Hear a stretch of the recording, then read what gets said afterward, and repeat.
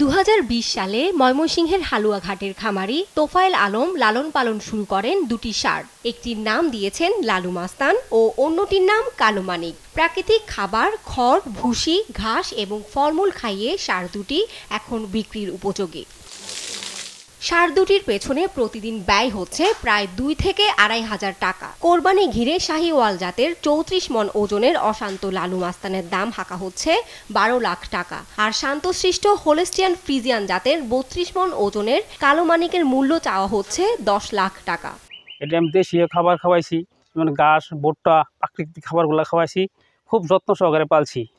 তোফায়েল আলমের পাশাপাশি ষাঁড় দুটির যত্নে শ্রম দিয়ে যাচ্ছেন পরিবারের লোকজন। ন্যায্য মূল্যে ষাঁড় দুটি বিক্রির প্রত্যাশা তাদের।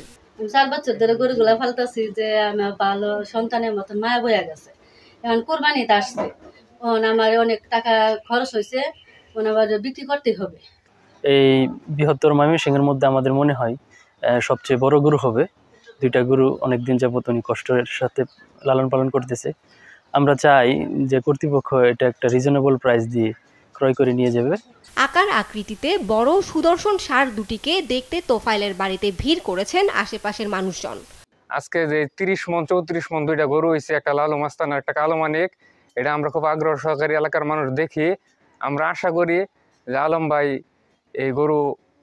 ভাইয়ের মানে যে সন্তানের মতন এই গরুটা লালন পালন করছে, আমরা চাই যে যথোপযুক্ত দাম পাক। লালু মাস্তান ও কালো মানিককে কিনলেই ক্রেতাদের ঈদের বিশেষ উপহার দেওয়ার ঘোষণা দিয়েছেন মালিক তোফায়েল। নিউজ ডেস্ক, দেশ টিভি।